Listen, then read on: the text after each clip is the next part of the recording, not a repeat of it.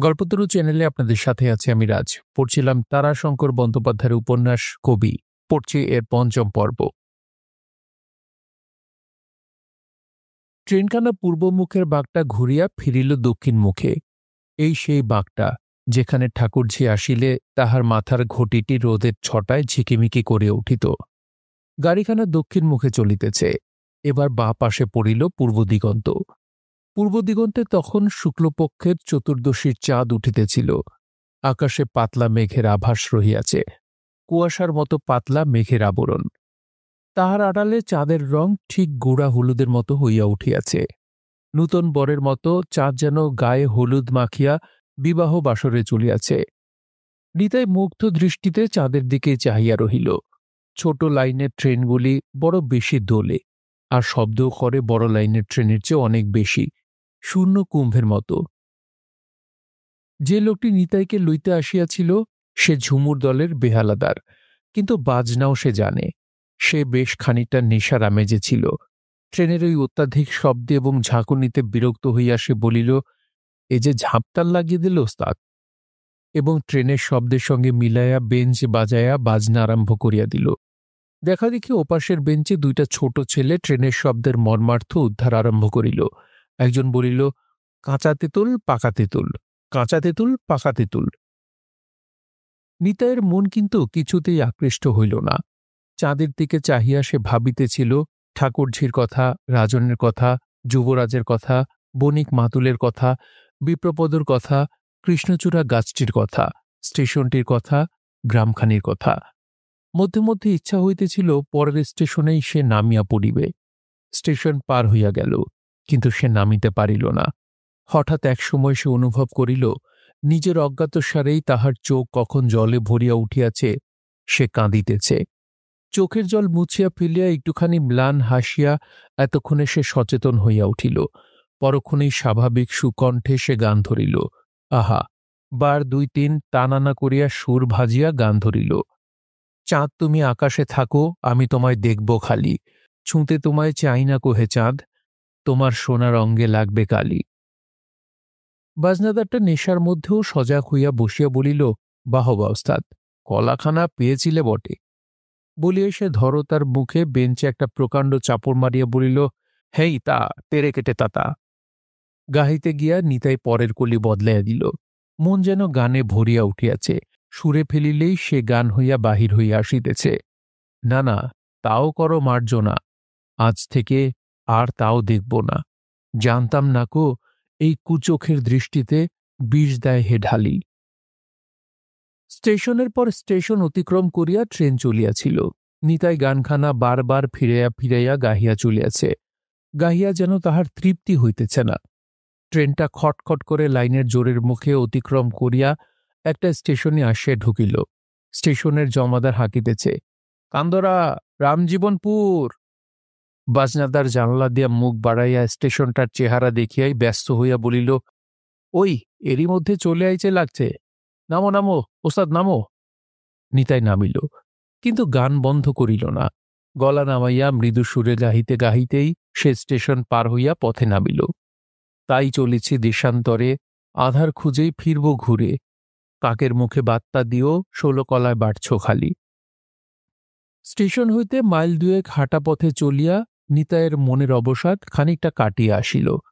রাস পূর্ণিমায় আলেপুরের মেলা বিখ্যাত মেলা। কাতারে কাতারে লোক যায় আসে। চতুর্দশীর প্রায় পূর্ণচন্দ্রের জ্যোৎস্নার মধ্যেও 2 মাইল দূরবর্তী মেলাটার উপরের আকাশখণ্ড আলোয় আভায় ঝলমল করিতেছে। ইহার পূর্বেও নিতাই দেখিবার জন্য এ মেলায় আসিয়াছে। কেবল আলো, আলো আর আলো।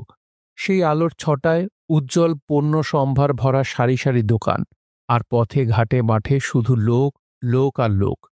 মেলাটার স্থানে স্থানে নানান আনন্দের আসর, যাত্রা, কবি, পাঁচালী, ঝুমুর। চারিপাশে কাতারে কাতারে দর্শক। এমনই একটি আসরে আজ তাহাকে গান করিতে হইবে। কবি ও ঝুমুর দল এক হইয়া অপর একটি এমনি দলের সহিত পাল্লা দিয়া গান করিবে। সঙ্গের লোকটি বলিয়াছে তাহাকেই মুখপাত অর্থাৎ মুখপাত্র হিসেবে গান করিতে হইবে। তাহাদের যে লোকটা এমন আসরে গান করিত, সে লোকটা বসন্তের সঙ্গে ঝগড়া করিয়া তাহাদের প্রণয়িনীকে লইয়া অন্য দলে চলিয়া গিয়াছে। তাহার গলাও একেবারে নষ্ট হইয়া গিয়াছিল। লোকটাও ছিল দুর্দান্ত মাতাল। গান বাঁধিবার ক্ষমতাও তার আর তেমন ছিল না। গতকাল একটা গানের সুরতাল লইয়া বসন্তের সঙ্গে ঝগড়া বাঁধিয়াছিল। দুজনেই ছিল মত্ত অবস্থায়। শেষ পর্যন্ত লোকটা বসন্তকে অশ্লীল গাল দেওয়ায় বসন্ত তাহার পিঠে লাথি বসায় দিয়াছিল। ফলে লোকটা তাহার প্রণয়িনী মেয়েটাকে লইয়া অন্য দলে চলিয়া গিয়াছে। কবিয়াল এবং ভালো গানেওয়ালা না হইলে মেলায় চলিবে না। উপায়ন্তর না দেখিয়া প্রৌঢ়া নিতাইকে স্মরণ করিয়াছে। মান সম্মানের সমস্ত ভরসা এখন নিতাইয়ের উপর। সেই জন্য একান্ত অনুরোধ জানাইয়া ঝুমুর দলের নেত্রী প্রৌঢ়া তাহার কাছে লোক পাঠাইয়াছে। মনে মনে একটা খুব ভালো ধুয়া রচনা করিতে করিতে নিতাই পথ চলিতেছিল। মনটা ছিল মনের নিবন্ধ, দৃষ্টি ছিল আকাশের নিবন্ধ, ওই আলোকোজ্জ্বল আকাশের দিকে। ঠাকুরঝি, রাজন, যুবরাজ, কৃষ্ণচূড়ার গাছ সমস্তই সম্মুখের ওই ভাস্বর আলোতে আলোকিত, তাহার নিজের দেহের পেছনে দীর্ঘ ছায়ার অন্ধকারে ঢাকিয়া গিয়াছে। সে যত সম্মুখে আগাইয়া চলিয়াছে, পশ্চাতের ছায়া দৈর্ঘ্যে পরিধিতে তত বড় এবং ঘন হইয়া উঠিতেছে। সেই ক্রমবর্ধমান ছায়ার অন্ধকারে পেছনটা ক্রমশ যেন বিলুপ্ত হইয়া আসিতেছে। তাহার মনকে টানিতেছে মেলার আসর। ঠাকুরঝির চিন্তা সেখানকার সকলের চিন্তাকে, দুঃখকে ছাপাইয়া মনের মধ্যে অদ্ভুত একটা উত্তেজনা জাগিয়া উঠিতেছে। আজ সে কবিয়াল হইয়া আসরে নামিবে। চণ্ডী মায়ের মেলায় মহাদেবের সঙ্গে পাল্লা হইয়াছিল বটে, কিন্তু সে এক আর এ এক। আজ সে সত্যই কবিয়াল বলিয়া স্বীকৃত হইয়া মেলায় গাওনা করিতে চলিয়াছে। এমন ভাগ্য যে তাহার কখনো হইবে সে ভাবে নাই। সে গাহিবে, বসন্ত নাচিবে, অপর মেয়েগুলিকে সে নাচিতে দিবে না। আসরে বসিয়া তাহারা দুয়ার কি করিবে, এইসব কল্পনা করিতে করিতে তাহার মনে একটা কলিও আসিয়া গেল। ব্রজগোকুলের কূলে কালো কালিন্দিরি জলে হেলে দোলে ওরে সোনার কমলা, কালো হাতে ছুঁয়ো নাকো লাগিবে কালি, ওহে কুটিল কালা। সঙ্গে সঙ্গে সুরে ফেলিয়া সে গুনগুন করিয়া গান বাজিতে আরম্ভ করিয়া দিল। অপর দলের কবিয়াল নাকি বেজায় রংদার লোক, গোড়া হইতেই রং তামাশা আরম্ভ করিয়া দেয়। রঙের জোরেই সে আসর জিতিয়া লয়। নিতাই কিছুতেই প্রথম হইতে রং আরম্ভ করিবে না। মানুষ কেবলই মদে ভালোবাসে, দুধে তাহার অরুচি, এ কথা সে বিশ্বাস করে না। যদি অরুচি দেখে তবে মদই সে দেবে। দেখাই যাক না। হঠাৎ একটা লোকের সঙ্গে সজোরে ধাক্কা খাইয়া নিতাইকে দাঁড়াইতে হইল। মেলার অতি নিকটে আসিয়া পড়িয়াছে।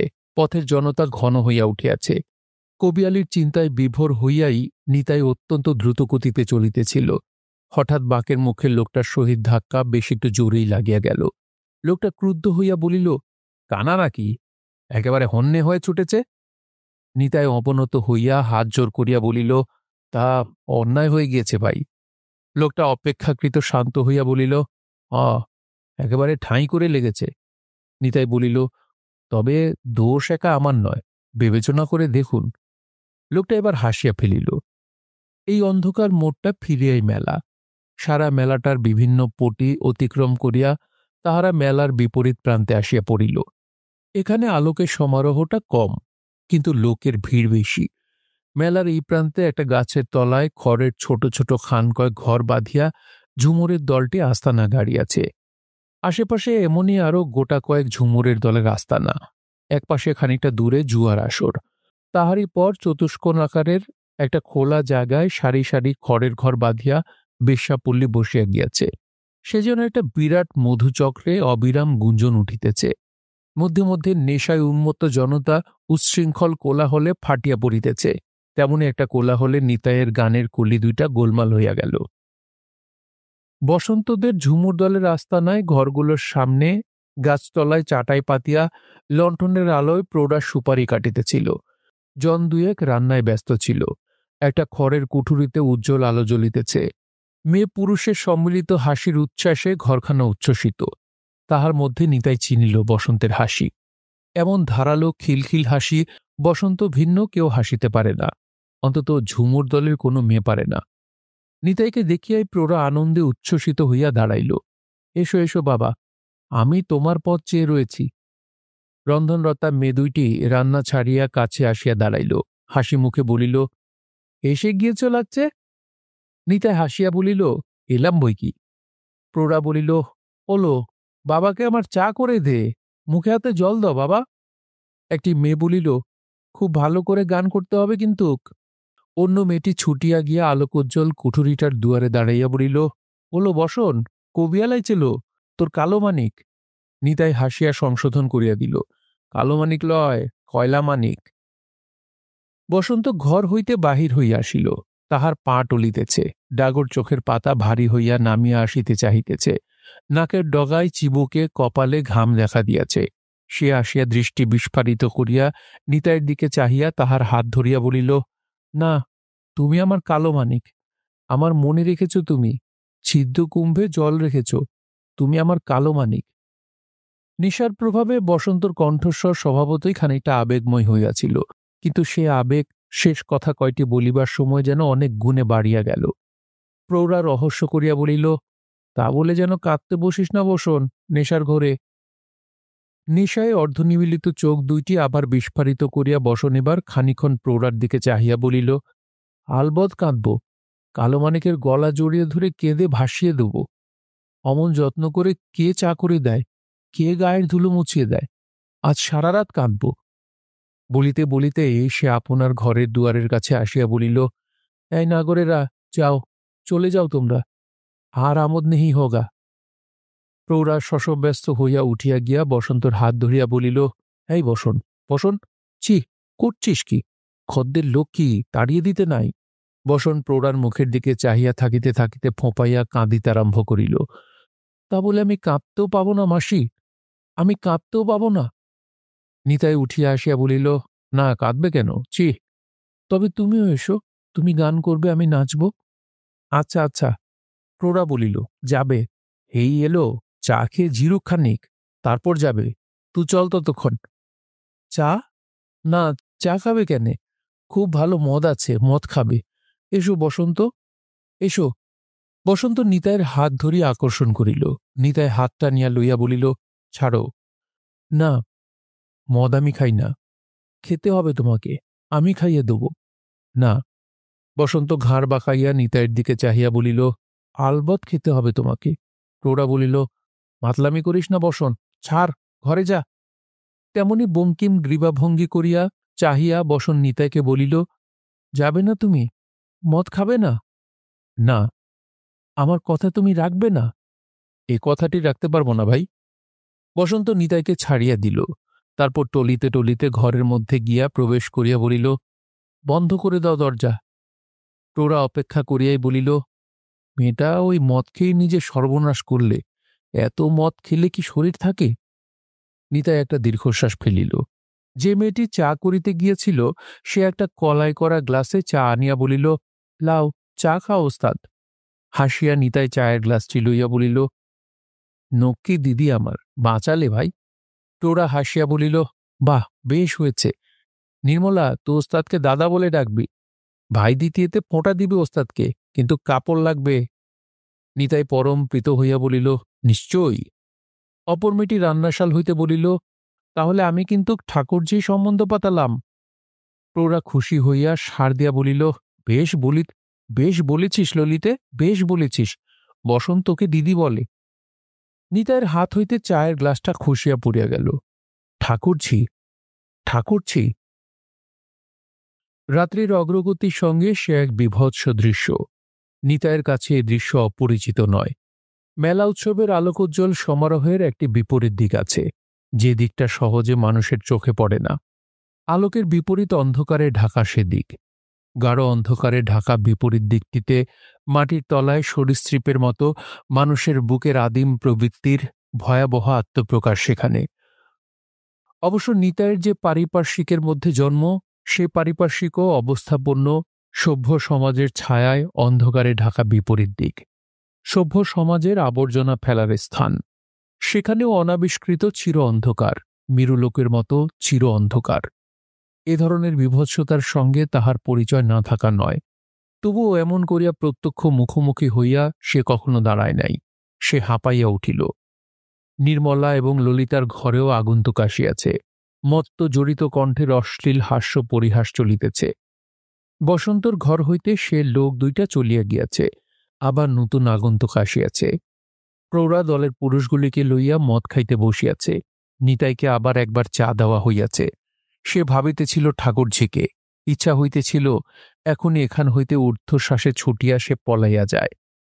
কলঙ্ক তো তাহার হইয়াই গিয়াছে, সে কলঙ্কের ছাপ ঠাকুরঝির অঙ্গেও লাগিয়াছে। হয়তো তাহার স্বামী এজন্য তাহাকে পরিত্যাগী করিবে, বাড়ি হইতে তাড়াইয়া দিবে। দশের ভয়ে তার বাপও হয়তো তাহাকে বাড়িতে স্থান দিবে না। আজ তাহার সব লজ্জা শেষ হইয়া গিয়াছে, ঘর ভাঙিতে আর বাকি নাই, ভাঙিয়াই গিয়াছে। আর তার ভয় কেন? তার আর ভয় কেন? আজ তো নিতাই গিয়া ঠাকুরঝির হাত ধরিয়া বলিতে পারে, এসো, আজ হইতে তোমারও যে গতি, আমারও সেই গতি। নিতাই চঞ্চল হইয়া উঠিল। আবার অনেকক্ষণ ভাবিয়া সে স্থির করিল, চলিয়াই সে যাইবে। ইহাদের এই মেলার গানের আসর সারিয়া চলিয়া যাইবে, কিন্তু গ্রামে নয়, অন্য যেখানে হোক। এত বড় দুনিয়ায় যেদিকে মন চায় সেই দিকে চলিয়া যাইবে। মুহূর্তে পূর্বের চিন্তা কল্পনা সব তাহার পাল্টাইয়া গিয়াছে। না না, সে হয় না। ঠাকুরঝির ভাঙা ঘর আবার জোড়া লাগিবে, তাহার সুখের সংসার আবার সুখে ভরিয়া উঠিবে। ঠাকুরঝি তাহাকে ভুলিয়া যাক, না দেখিলেই ভুলিয়া যাইবে। সন্তান সন্ততিতে তাহার কোল ভরিয়া উঠুক, সুখের সম্পদে সংসার উথলিয়া পড়ুক, স্বামী সন্তান সংসার লইয়া সে সুখী হোক। বিগত রাত্রিটা প্রায় বিনিদ্র চোখেই সে যাপন করিয়াছিল। কিছুতেই ঘুম আসে নাই। ভোরে উঠিয়াই সে ঝুমুর দলের আস্তানা হইতে বাহির হইয়া পড়িল। একটা প্রকাণ্ড দিঘিকে মাঝখানে রাখিয়া দিঘির চারিপাশে মেলা বসিয়াছে। রাস পূর্ণিমায় রাসোৎসব মেলা। দিঘির পূর্ব দিকে রাধা গোবিন্দের মন্দির, পাশেই সেবাইত বৈষ্ণব বাবাজির আখড়া। মুখ হাত ধুইয়া নিতাই সেই রাধা গোবিন্দের মন্দিরে গিয়া বসিল। রাসমঞ্চে অষ্টসখী পরিবৃতা রাধা গোবিন্দকে তাহার বড় ভালো লাগিল। সেখানেই বসিয়া সে গান রচনা আরম্ভ করিয়া দিল, রাধাকৃষ্ণের যুগল রূপের স্তব গান। প্রথম গুনগুন করিয়া গানখানি রচনা শেষ করিয়া বেশ গলা ছাড়িয়া গান আরম্ভ করিল। মিষ্ট গলার গানে বেশ কয়েকজন লোকও জমিয়া গেল। আখড়ার মহন্ত বাহির হইয়া আসিলেন। নিতাই গাহিতেছিল, আশ মিটায়ে দেখো রে নয়ন, যুগল রূপের মাধুরী।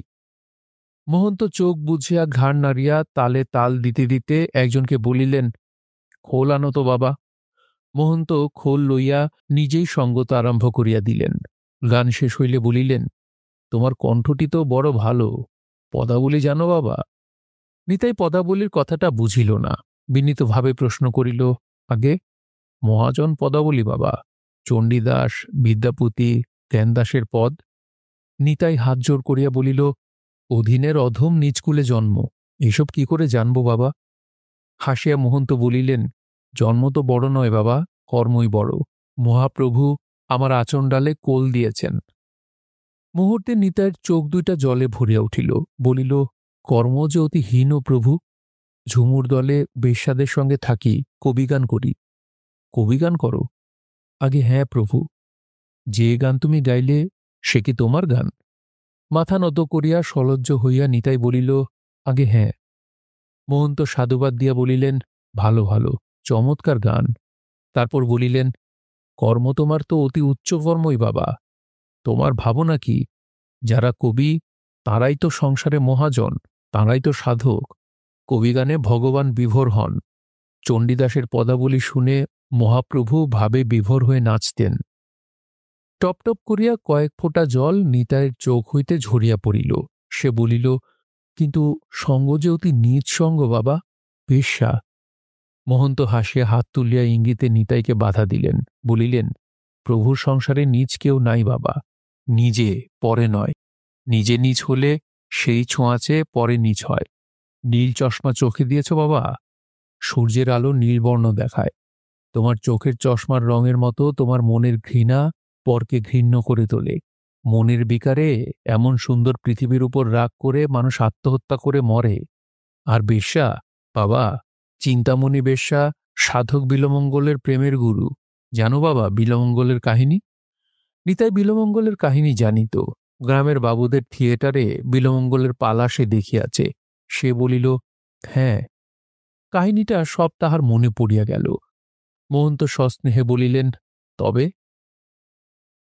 নিতাই ফিরিয়া আসিল অদ্ভুত এক মন লইয়া। ঝুমুর দলের মেয়েগুলি গানবাজনায় নাচে সুরে তালে পারদর্শিনী বলিয়া কবিয়াল নিতাই বাহিরে তাহাদের খাতির করিত, কিন্তু মনের গোপন কোণে ঘৃণায় সঞ্চিত ছিল। আজ এই মুহূর্তে সেটুকুও যেন মুছিয়া গেল। মনটা যেন তাহার জুড়াইয়া গিয়াছে। ফিরিবার পথে বারবার তাহার চোখে জল আসিল। কাপড়ের খুঁটে সে চোখ মুছিল আর মনে মনে বাবাজিকে প্রণাম করিল। মনে মনে সংকল্প করিল গোবিন্দের প্রসাদের সঙ্গে সে বাবাজির প্রসাদ কণাও চাহিয়া লইবে। ঝুমুর দলের আস্তানায় আসিয়া সে অবাক হইয়া গেল। মনে হইল এও বুঝি গোবিন্দের কৃপা। আশ্চর্য! আজিকার প্রভাতের এই স্থান ও পাত্রপাত্রীগুলির রূপের সহিত গত রাত্রির স্থান ও পাত্রপাত্রীগুলির এতটুকু মিল নাই। সমস্ত স্থানটা গোবর মাটি দিয়া অতি পরিপাটি রূপে নিকাইয়া ফেলা হইয়াছে। গাছতলায় একটি কলার পাতায় অনেকগুলি ফুল।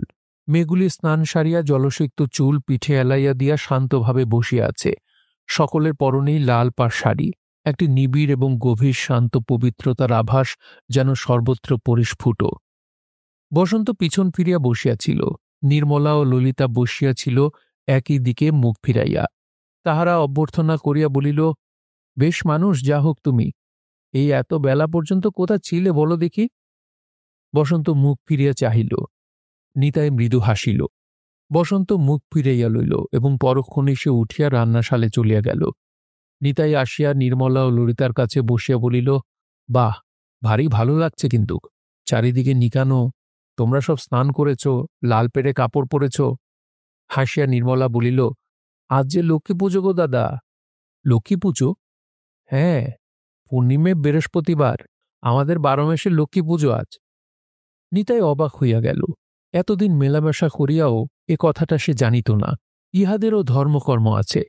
সে প্রশ্ন করিল, কখন হবে লক্ষ্মী পুজো? সেই সন্ধেবেলায়। আজ তোমার পালা আরম্ভ হতে সে লটার আগে লয়। প্রৌঢ়া বলিল, বাবা আমার ভক্তিমান লোক, ভালো লোক। ললিতা বিচিত্র হাসি হাসিয়া বলিল, লোক ভালো, কিন্তু পাল্লা মোগলের। খানা।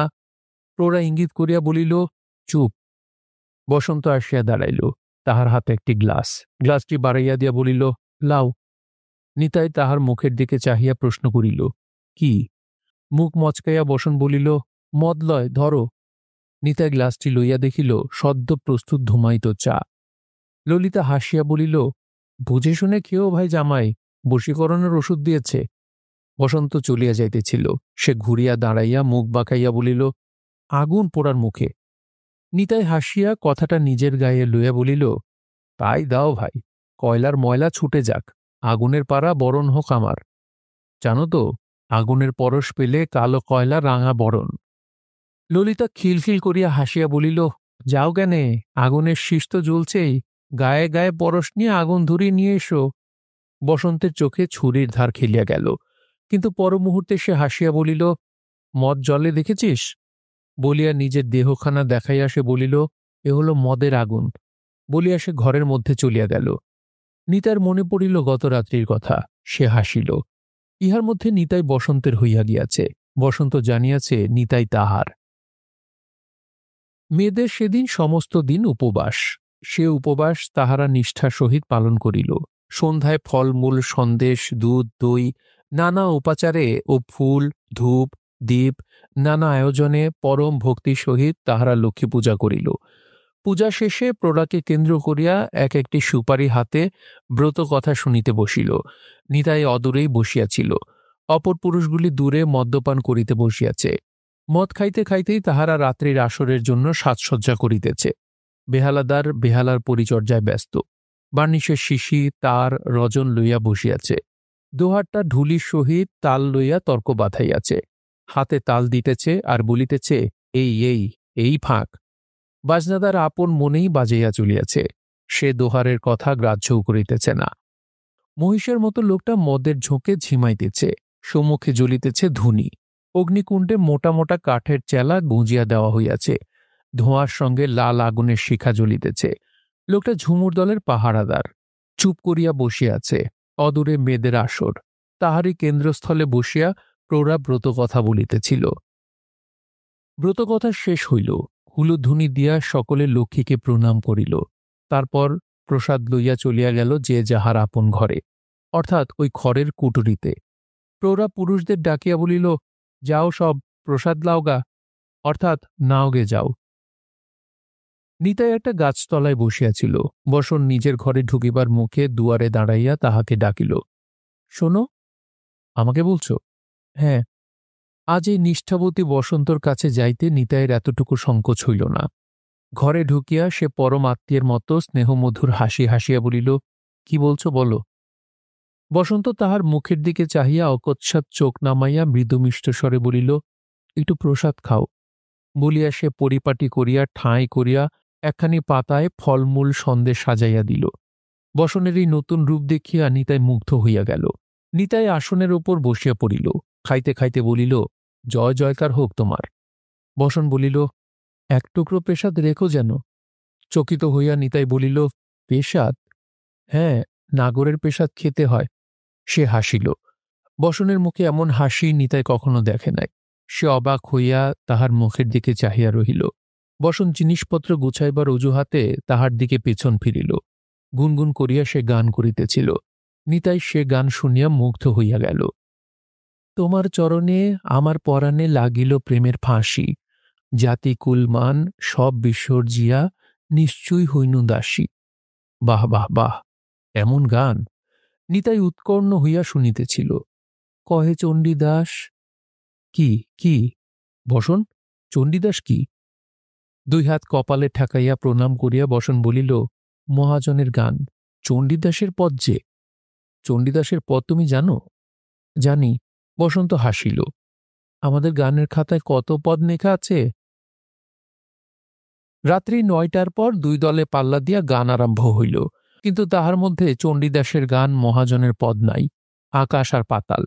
রাত্রির আলোক উজ্জ্বল মেলায় নৈশ আনন্দ সন্ধানী মানুষের জনতার মধ্যে নগ্ন জীবনের প্রমত্ত তৃষ্ণার গান। বক্ষভাণ্ডের মধ্যে প্রবৃত্তির উত্তাপে আনন্দরস গাজিয়া যেন সফেন মদ্যরসে পরিণত হইয়াছে। প্রথম আসর পাইয়াছিল বিপক্ষ দল। সে দলের কোরিয়ালটি রঙ্গতামাশায় দক্ষ লোক। আসরে নামিয়াই সে নিজ হইতে বৃন্দে দুটি নিতাইকে করিল কৃষ্ণ। পালা ধরিল মানের। অভিমানিনী নায়িকার দুটি রূপে সে গানে কৃষ্ণকে গালাগালি আরম্ভ করিল। ধুয়া ধরিল, কাদা জলের বোদা, কষের রসে ওলো মজেছে কালা, আমের গায়ে মিছে ধরিল রং, মিছে সুবাস ঢালা, চন্দ্রাবলী কাদা জাম, রাধে আমার পাকা আম। তারপরেই সে আরম্ভ করিল খেউর। চন্দ্রাবলীর রূপ গুণ কাদাজামের সহিত তুলনা উপলক্ষ করিয়া সে বসনের রূপগুণের অশ্লীল বিকৃত ব্যাখ্যা আরম্ভ করিয়া দিল। তবে লোকটার ছন্দে দখল আছে, আসরটাকে অশ্লীল রসে মাতাল করিয়া তুলিল। এ দলের পুরনো কবিয়াল বসন্তের চর খাইয়া যে দল ত্যাগ করিয়াছে, সে লোকটা বসন্তের প্রতিটি দোষ ও খুঁতের সংবাদ ওই দলের কবিয়ালকে দিয়াছে। কবিয়ালটা বসন্তের দিকে আঙুল দেখাইয়া চন্দ্রাবলীর খেউর গাহিয়া গেল। সঙ্গে সঙ্গে অশ্লীল ভঙ্গিতে নৃত্য শুরু করিল বিপক্ষ দলের মেয়েগুলি। তাহারা পর্যন্ত বসন্তের দিকে আঙুল দেখাইয়া নাচিল। নিতাই শঙ্কিত হইয়া উঠিল। এই খেউরের আসরে তাহার গান জমিবে না, জমাইতে সে পারিবে না। খেউর তাহার যেন আসে না, মুখে যেন বাধে। কিন্তু শঙ্কা তাহার নিজের পরাজয়ের জন্য নয়। সে বসন্তের কথা ভাবিয়াই শঙ্কিত হইয়া উঠিতেছিল। যে মেয়ে বসন্ত এক দণ্ডে সে আগুন হইয়া উঠে, আসরেই সে একটা কাণ্ড না করিয়া বসে। বারবার সে বসন্তর মুখের দিকে চাহিতেছিল, কিন্তু এই পাল্লার ক্ষেত্রে আশ্চর্য ধৈর্য বসন্তের। চুপ করিয়াই বসন্ত বসিয়া আছে। যতবার নিতাইয়ের চোখে চোখ মিলিল, ততবার তাহার মুখে হাসি ফুটিয়া উঠিল। সে হাসির অর্থ বুঝিতে নিতাইয়ের ভুল হইল না। হাসিয়া বসন্ত ইঙ্গিতে বলিতে চাহিতেছিল, শুনছ, এর শোধ দিতে হবে। নিতাইয়ের মনে পড়িল গত রাত্রের কয়টি কথা। বসন্ত তাহাকে প্রথম সম্ভাষণেই বলিয়াছে, কয়লা মানিক লয়, তুমি আমার কালো মানিক। আমার ছিদ্র কুম্ভে জল রেখেছ, আমার মান রেখেছ তুমি। বসন্তকে আজ বড় ভালো দেখাইতেছে। নাচের আসরের সাজসজ্জা করিবার তাহার অবকাশ হয় নাই। এলোচুলি পিঠের উপর পড়িয়া আছে। লাল পেড়ে তসরের শাড়িখানি সে একটু আটসাট করিয়া পড়িয়াছে। সকলের চেয়ে ভালো লাগিতেছে তাহার চোখের সুস্থ দৃষ্টি। মেয়েরা আজ কেহই মদ খায় নাই, সেও খায় নাই, কিন্তু আশ্চর্য, বসনের চোখের দৃষ্টি সকলের দৃষ্টির চেয়ে সাদা মনে হইতেছে। অদ্ভুত দৃষ্টি বসন্তের। চোখে মদের নেশার আমেজ ধরিলে তাহার দৃষ্টি যেন রক্তমাখা ছুরির মতো রাঙা ও ধারালো হইয়া ওঠে। আবার সুস্থ বসন্তের চোখ দেখিলে মনে হইতেছে এ চোখ যেন রূপার কাজললতা। বিপক্ষ দলের ওস্তাদ গান শেষ করিয়া বসিল। আশেপাশে শ্রোতার দল জমিয়াছিল পচা মাছের বাজারে মাছির মতো। পয়সা আনি দুয়ানি শিকি আধুলিতে পেলার থালাটা ততক্ষণে একেবারে ভরিয়া উঠিয়াছে। গোটা টাকাও পড়িয়াছে দুই তিনটা। গান শেষ হইতেই শ্রোতারা হরিবোল দিয়া উঠিল। হরি হরি বল ভাই। বিচিত্র, ইহাই উহাদের সাধুবাদ। পাশেই সস্তা তেলে ভাজা ও মাংসের দোকান, মদও বিক্রি হয় গোপনে। সেখানে আরেক দফা ভিড় জমিয়া গেল এবং দলের দুইটা মেয়েকে লইয়া দোকানের ভেতর চেয়ার টেবিল আসর করিয়া বসাইয়া কয়েকটি শৌখিন চাষি খাবার খাইতে বসিয়া গেল। কপালে হাত ঠেকাইয়া মা চণ্ডীকে প্রণাম করিয়া নিতাই উঠিল, কিন্তু হাত পা তাহার ঘামে ভিজিয়া উঠিয়াছে, গলা যেন শুকাইয়া যাইতেছে। এই এত বড় মদ্যতৃষাতুর জনতা, ইহাদের কি দিয়া সে তৃপ্ত করিবে? অনেক ভাবিয়া সে গান ধরিল। মদ সে সহজ বস্তু লয়, চোখেতে লাগায় ধাঁধা, কালোকে দেখায় সাদা, রাজা সেখানায় পড়ে রয়। কবিয়ালদের সকলের চেয়ে বড় বুদ্ধি হইল কুটুবুদ্ধি, এবং বড় শক্তি হইল গলাবাজি, অর্থাৎ জোর করিয়া আপন বক্তব্যকে প্রতিষ্ঠিত করা। হয়কে নয় এবং নয়কে হয় করিয়া গলার জোরেই কবিয়ালরা জিতিয়া যায়। বুদ্ধি করিয়া অশ্লীল রসের গালিগালাজ বাদ দিয়া নিতাই সেই চেষ্টা করিল। সে ধরিল, বৃন্দে তুমি নিন্দে আমার কর অকারণে, নয় অকারণ, কারণ পেয়ে মত্ত তোমার মন। নতুবা ওগো মাতাল বৃন্দা, তুমি নিশ্চয়ই চন্দ্রাবলীর নিন্দা করিতে না। চন্দ্রাবলীকে? যে রাধা, যে রাধা সেই চন্দ্রাবলী, যে কালী সেই কৃষ্ণ। চন্দ্রাবলীর দিকে ভালো করিয়া চাহিয়া দেখো। আগে তেঁতুল খাও, মাথায় জল দাও, নেশা ছুটাও, তারপর চন্দ্রাবলীর দিকে চাও। দেখিবে চন্দ্রাবলীর মধ্যে রাধা, রাধার মধ্যেই চন্দ্রাবলী। রাধাতত্ত্বের মানের পালার 10 পৃষ্ঠার 10ম লাইন পড়িয়া দেখিও। তারপর সে আরম্ভ করিল চন্দ্রাবলীর রূপ বর্ণনা, অর্থাৎ বসন্তের রূপকেই সে বর্ণনা করিল। একেবারে সপ্তম স্বর্গের বস্তু করিয়া তুলিল। বসন্ত নাচিতেছিল, সুস্থ দেহ মনে আজ সে বড় ভালো নাচিতেছিল, কিন্তু রূপ যৌবন আজ কামনার লাস্যে তীব্র তীক্ষ্ণ হইয়া উঠে নাই। সেটা নেশার অভাবেও বটে এবং নিতাইয়ের গানে ওই রসের অভাবেও বটে। শুধু বসন্তের নাচই নয়, ক্রমে ক্রমে আসরটা ধীরে ধীরে ঝিমাইয়া পড়িতে আরম্ভ করিল। জনতা কমিয়া আসিতে শুরু হইল। 2-4 জন যাইবার সময় বলিয়া গেল, দূর, তাহাদের থালায় পেলা পড়িল না বলিলেই হয়। প্রৌঢ়া কয়েকবার নিম্নস্বরে নিতাইকে বলিল, রং চড়াও ওস্তাদ, রং চড়াও। ঢুলিদার বসন্তের কাছে গিয়া বলিল, একটুকুন হেলে দুলে চোখ একটুকুন খেলাও। বসন্ত চোখ খেলাইবে কি? চোখ ভরিয়া তার বারবার জল আসিতেছে। হেলিয়া দুলিয়া হিল্লোল তুলিবে কি? দেহ যেন অবসাদের ভারে ভাঙিয়া পড়িয়াছে। আসরে নামিয়া শ্রোতাদের এমন অবহেলা তাহাকে বোধ করি কখনো সহ্য করিতে হয় নাই। নিতাইয়ের গানের তত্ত্বকথায় বিরক্ত হইয়া তাহার দিকে লোকে ফিরিয়াও চাইতেছে না। নিতাইয়ের ধর্মকথার জলরসে তাহার নাচে রং ধরিতেছে না। সর্বোপরি দলের পরাজয়টাই তাহার কাছে মর্মান্তিক হইয়া উঠিতেছে। নিম্ন শ্রেণীর দেহ ব্যবসায়িনী, রূপ পসারিণী তাহারা। দেহ ও রূপ লইয়া তাহাদের অহংকার আছে, কিন্তু সে শুধু অহংকারী, জীবনের মর্যাদা নয়। কারণ তাহাদের দেহ রূপের অহংকারকে পুরুষেরা আসিয়া অর্থের বিনিময়ে পায়ে দলিয়া চলিয়া যায়। পুরুষের পর পুরুষ আসে, দেহ এবং রূপকে অতটুকু সম্ভ্রম করে না, রাক্ষসের মতো ভোগী করে, চলিয়া যাইবার সময় উচ্ছিষ্ট পাতার মতো ফেলিয়া দিয়া যায়। তাই তাহাদের জীবনের সকল মর্যাদা পুঞ্জীভূত হইয়া আশ্রয় লইয়াছে নৃত্যগীতের অহংকারটুকুকে আশ্রয় করিয়া। এই দুইটা বস্তুই যে তাহাদের জীবনের একমাত্র সত্য, সে কথা তাহারা বুঝে। তাহারা বেশ ভালো করিয়াই জানে যে ভালো নাচ গানের যে কদর, তাহা মেকি নয়। হাজার মানুষ চুপ করিয়া শোনে তাহাদের গান, বিস্ফারিত মুগ্ধ দৃষ্টিতে দেখে তাহাদের রূপের মধ্যে বিচিত্র এক অপরূপের অভিব্যক্তি। মরুভূমির মতো জীবনের ওইটুকুই তাহাদের একমাত্র শ্যামল সজল আশ্রয়কুঞ্জ, এবং শ্রেষ্ঠত্ব বোধেই তাহারা অগণ্য শ্রোতার উপস্থিতিতে নগণ্য করিয়া মাথা তুলিয়া নাচে, গায়। সমাজে গণ্যমান্য প্রতিষ্ঠা সম্পন্ন লোকের সঙ্গেও অকুণ্ঠিত দাবিতে গানের তাল মান লইয়া তর্ক করে। খেয়োর কবির দলের অপরিহার্য অঙ্গ, বিশেষ করিয়া ঝুমুরযুক্ত কবির দলের পক্ষে। কেউ না জানিলে এ দলে গাওনা করার অধিকারী হয় না। মাসি বলে, কত বড় বড় মুনি ঋষি কামশাস্ত্রে হার মানিয়া শেষ তাহাদের কাছে শিষ্যত্ব লইয়াছে, তাহা হইলে খেয়োর ছোট জিনিস কিসে? আজ দলের পরাজয়ের সঙ্গে সেই মর্যাদা ধুলায় লুটাইয়া পড়িতেছে বলিয়া অবসাদে বসন্ত যেন ভাঙিয়া পড়িয়াছে। জিতিতে হইলে কবিয়াল ও নাচওয়ালি দুজনকে একসঙ্গে জিতিতে হইবে। একজন জিতিবে, একজন হারিবে, তাহা হয় না। কোনোমতে গান শেষ করিয়া পরাজয়ের বোঝার ভারে মাথা হেট করিয়া নিতাই বসিল। ঢোলের বাজনায় তেহাই পড়িল। বসন্ত নাচ শেষ করিল। নাচ শেষ করিয়া আসরে সে আর বসিল না।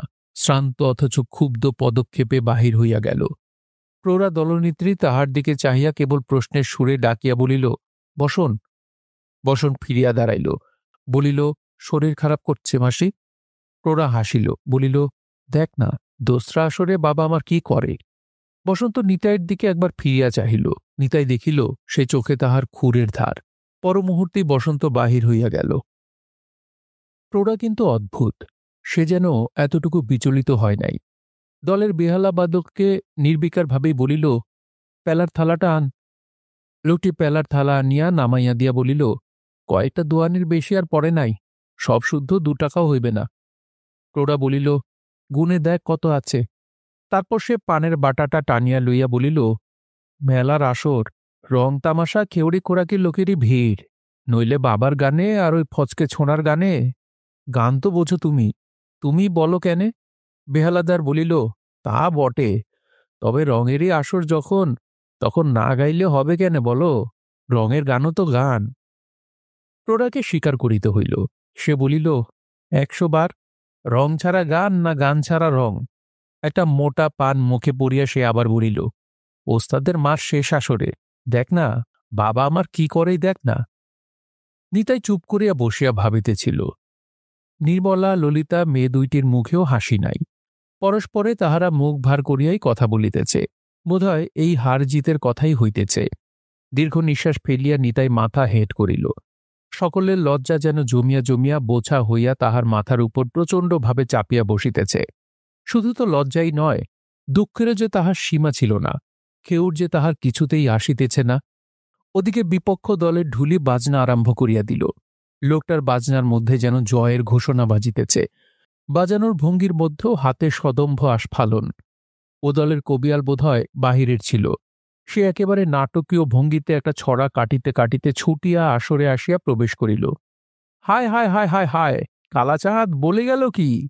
কুকুরি আর ময়ূরী, সিংহিনী আর শুকুরি, শিমুলে আর বকুলে, কাকে আর কোকিলে, অন্যার নামা বলি, রাধার চন্দ্রা বলি, তফাতি নাইক, একই।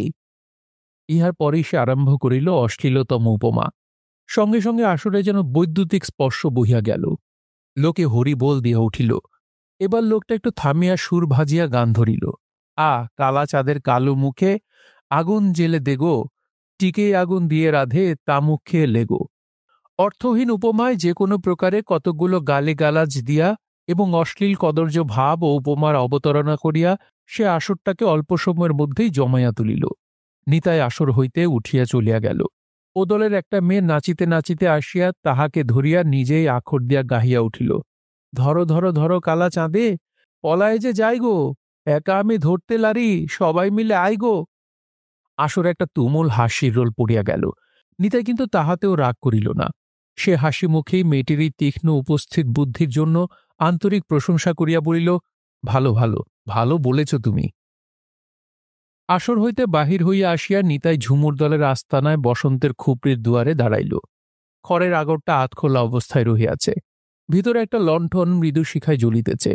বাহিরে খোলা আকাশের তলায় উঠানে বিস্তীর্ণ অন্ধকারের মধ্যে সেই একটা অগ্নিকুণ্ডই উজ্জ্বলতর হইয়া জ্বলিতেছে, এবং তাহারই সম্মুখে মহিষের মতো প্রচণ্ডকায় লোকটা পূর্ণ উদর হিংস্র কোনো পশুর মতো বাসা আগলাইয়া চুপ করিয়া বসিয়া রহিয়াছে। পদশব্দে সে ফিরিয়া চাহিল এবং নিতাইকে দেখিয়া নিশ্চিন্ত হইয়া আবার মুখ ফিরাইয়া ঝিমাইতে লাগিল। নিতাই বসন্তের ঘরের দুয়ারে দাঁড়াইল, ঢুকিতে সাহস করিল না। দেহ ব্যবসায়িনীর ঘর। সে বাহির হইতেই ডাকিল, বসন। কে? ঘরের ভিতর হইতে বিরক্তি ভরা কণ্ঠস্বরে বসন্ত উত্তর দিল, আমি নিতাই। রসিকতা করিয়া কয়লামানিক বলিতে তাহার মন উঠিল না। কি? ভেতরে যাব? কি দরকার? একটুন কাজ আছে। মুহূর্তে বসন্ত নিজেই বাহিরে আসিয়া দাঁড়াইল।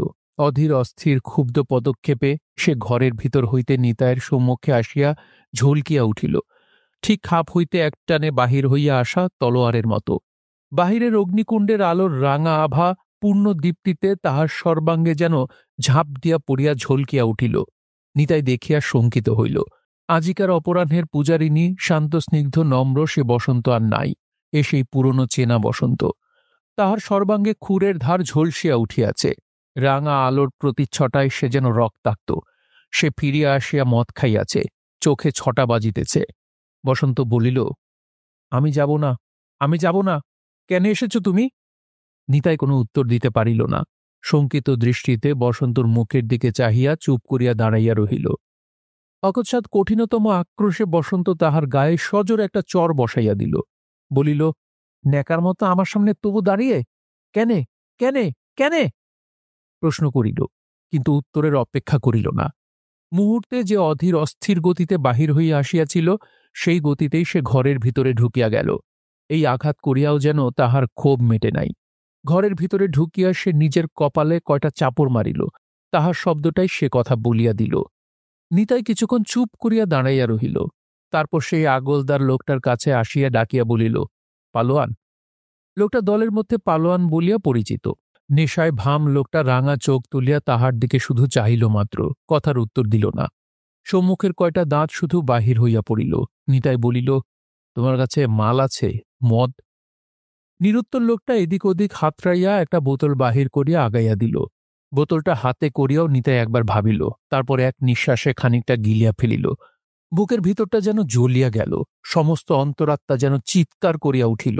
দুর্দমনীয় বমির আবেগে সমস্ত দেহটা মোচড় দিয়া উঠিল। কিন্তু প্রাণপণে সে আবেগ সে রোধ করিল। ধীরে ধীরে আবেগটা যখন নিঃশেষিত হইল, তখন একটা দুর্দান্ত অধীরতাময় চঞ্চল অনুভূতি তাহার ভিতরে সদ্য জাগিয়া উঠিতেছে। সে তখন আরেক মানুষ হইয়া যাইতেছে। সঙ্গে সঙ্গে পৃথিবীও আরেক পৃথিবী হইয়া যাইতেছে। আশ্চর্য! সব যেন দুলিতেছে, ভিতরটা জ্বলিতেছে, দুনিয়া যেন তুচ্ছ হইয়া যাইতেছে। এখন সে সব পারে। সে কালের ভীষণ বীরবংশী বংশের রক্তের বর্বরত্বের মৃতপ্রায় জীবাণুগুলি মদের স্পর্শে, জলের স্পর্শে মহামারীর জীবাণুর মতো পুরাণের রক্তবীজ হইয়া অধীর চঞ্চলতায় জাগিয়া উঠিতেছে। আবার সে খানিকটা মদ গলায় ঢালিয়া দিল। দ্বিতীয়বার আসরে যখন সে প্রবেশ করিল, তখন তাহার রূপটাই পাল্টাইয়া গিয়াছে।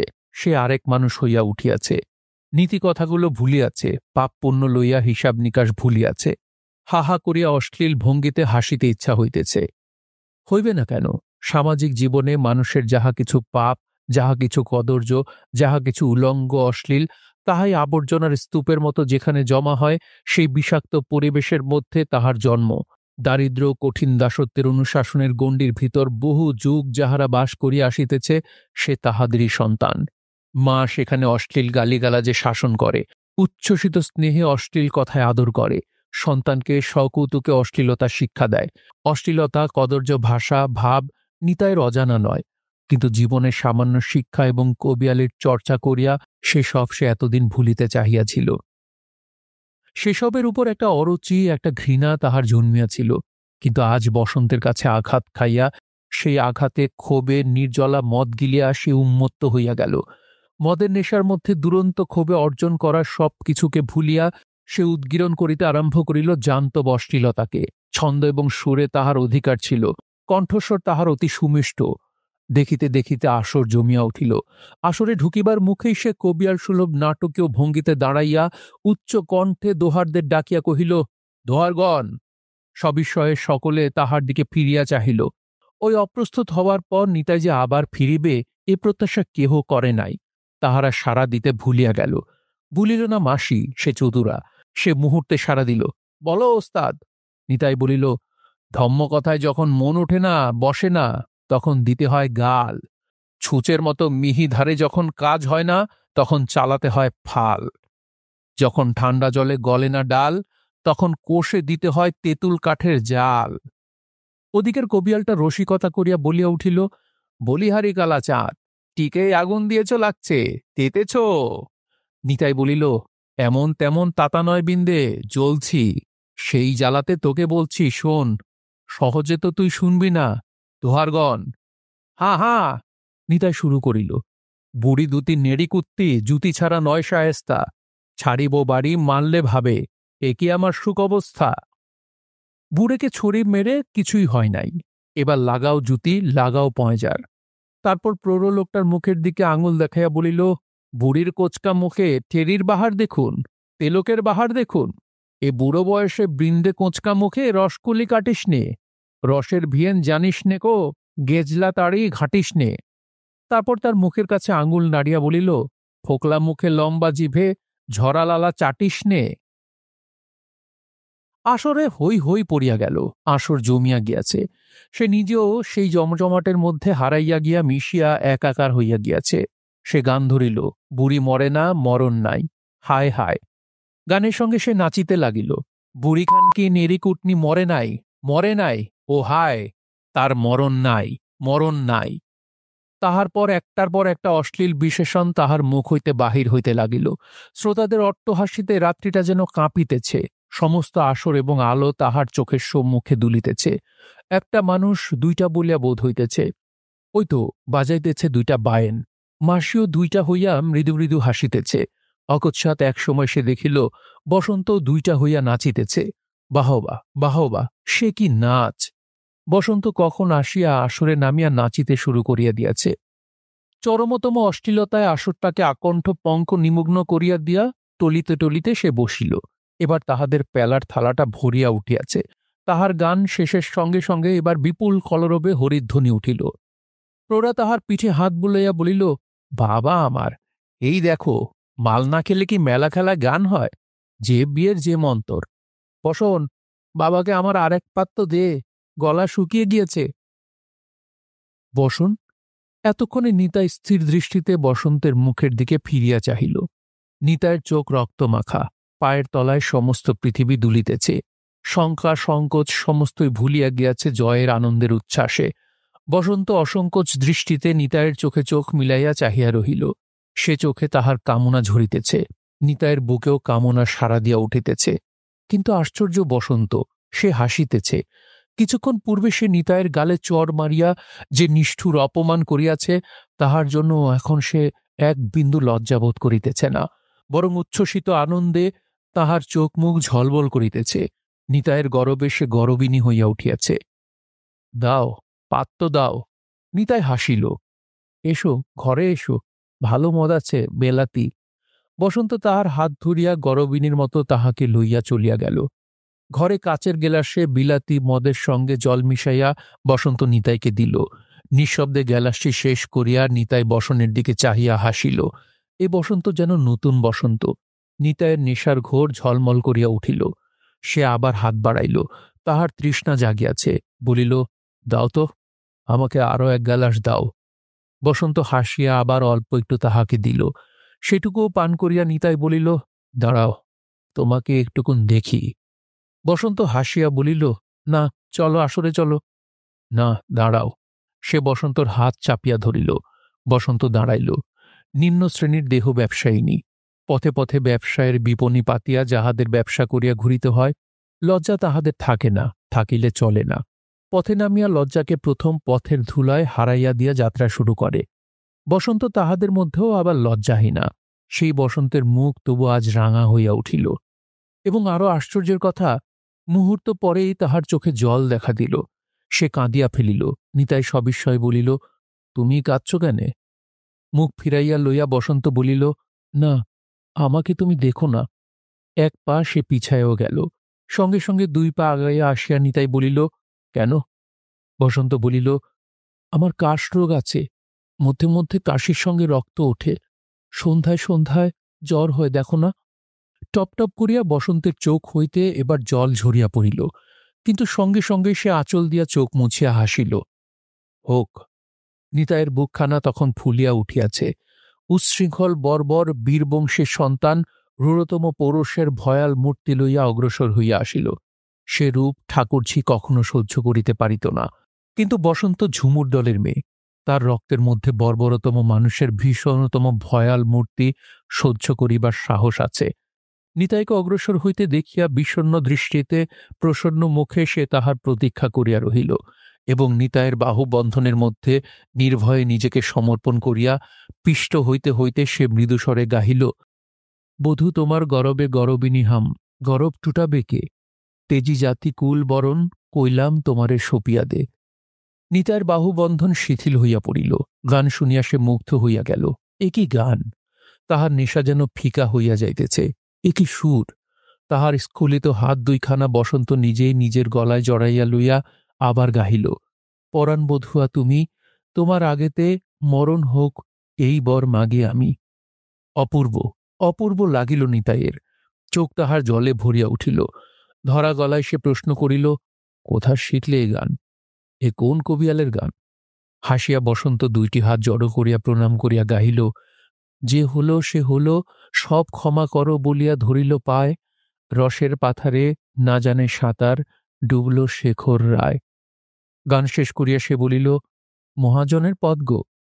অধীর মত্ততার মধ্যেও নিতাইয়ের অন্তরের কবিয়াল জাগিয়া উঠিল। সে বসন্তের দুই হাত নিজের গলায় জড়াইয়া লইয়া ধরিয়া বলিল, আমাকে শেখাবে? বসন্ত আবেগ ভরে নিতাইয়ের মুখ চুমায় চুমায় ভরিয়া দিল।